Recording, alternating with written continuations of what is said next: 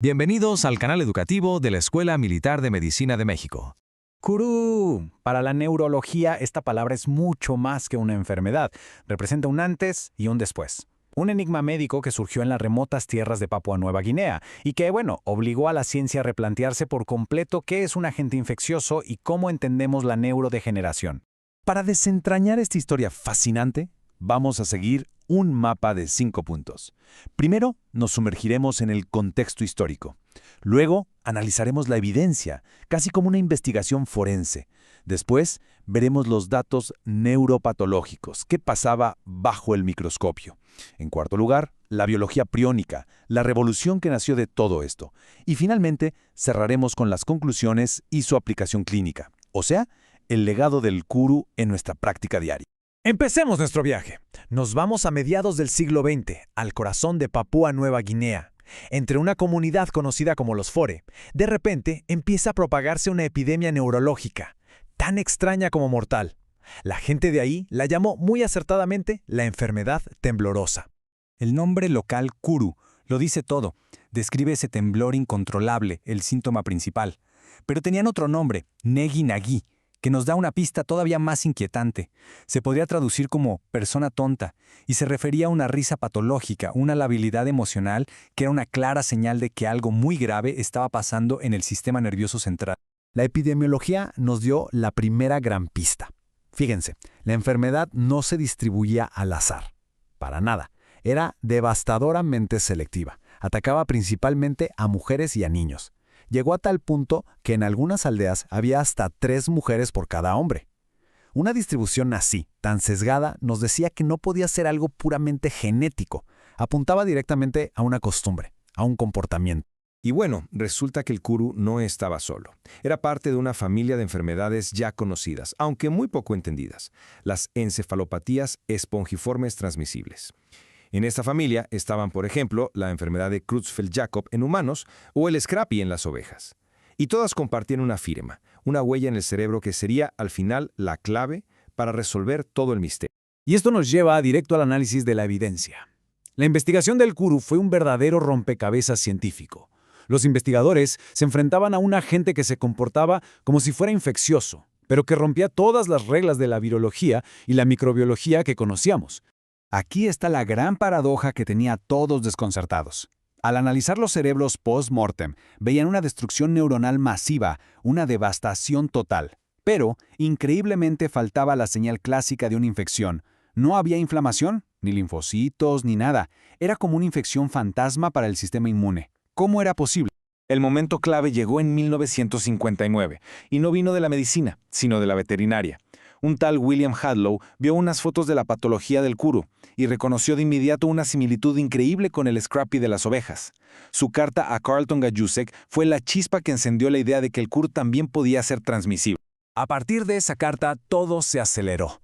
Para 1966, Gajusek demostró la transmisibilidad de forma definitiva. Inoculó tejido de víctimas de Kuru en chimpancés y después de un larguísimo periodo de incubación, los animales desarrollaron la enfermedad.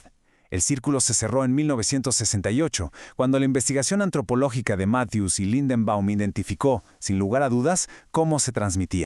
Y con eso, el triángulo epidemiológico del Kuru quedó perfectamente claro. El agente era un patógeno rarísimo presente en el tejido nervioso. El huésped, la gente del pueblo Fore. Y el ambiente, o mejor dicho, el mecanismo de transmisión, era el endocanibalismo ritual, una práctica funeraria en la que los familiares, sobre todo mujeres y niños, consumían los tejidos de sus seres queridos fallecidos como señal de respeto, exponiéndose directamente al tejido más infeccioso de todos, el cerebro. Muy bien, ya sabemos cómo se transmitía. Ahora vamos a ver la evidencia bajo el microscopio. ¿Qué le hacía exactamente este agente al cerebro? Los hallazgos neuropatológicos son muy reveladores. El trabajo de Clatzo nos mostró la huella dactilar de estas enfermedades. Primero, la degeneración espongiforme, que es esta vacuolización que le da al tejido un aspecto como de esponja, o apolillado. Segundo, una astrogliosis reactiva brutal. Y tercero, el hallazgo que lo confirmaba todo.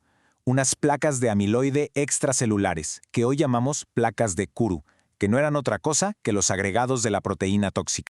Y claro, toda esta destrucción microscópica se traducía directamente en los síntomas clínicos.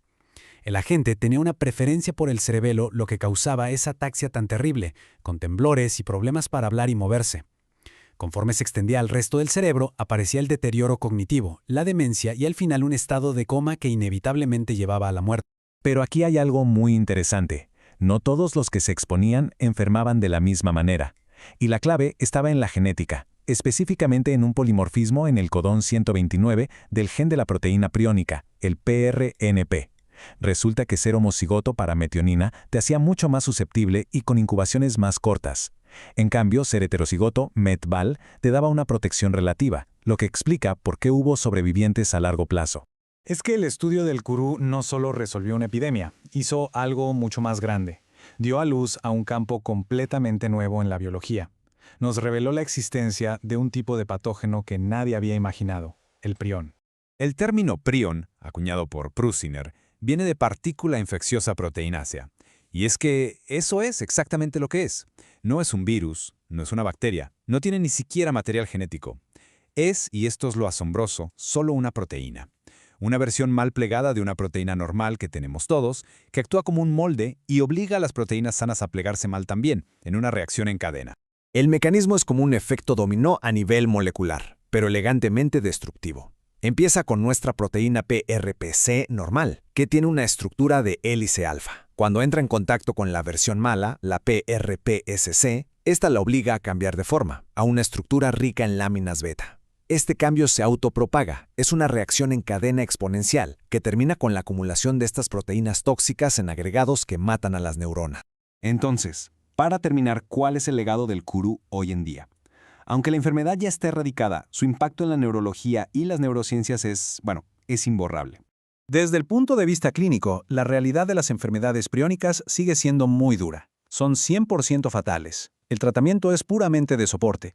Y el diagnóstico definitivo solo se puede confirmar post-mortem. En vida, el diagnóstico es presuntivo y nos apoyamos en descartar otras cosas con neuroimagen y electroencefalogramas, que por cierto, no muestran los patrones típicos de la enfermedad de Creutzfeldt-Jakob esporádica. Los mensajes clave para la práctica neurológica son 4. Primero, Kourou fue el paradigma que nos enseñó sobre las SETs en humanos. Segundo, este mecanismo de conversión de proteínas es fundamental. Y no solo aquí, sino que podría estar implicado en muchas otras enfermedades neurodegenerativas. Tercero, el genotipado del codón 129 del PRNP es un biomarcador clave de susceptibilidad. Y cuarto, y esto es súper importante clínicamente, la investigación del Kourou abrió la puerta a diagnósticos modernos como el RT-QIC, que ya nos permite detectar la proteína patológica en vida con una precisión altísima. Y así, la historia del Kourou nos deja con una pregunta que hoy resuena en toda la neurociencia.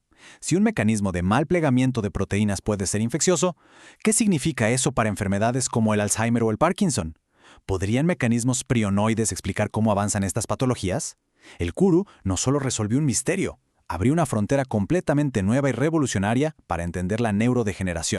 Para quienes deseen profundizar en toda la evidencia que hemos discutido, aquí se detallan las fuentes primarias que utilizamos para este análisis, en formato APA 7ª edición.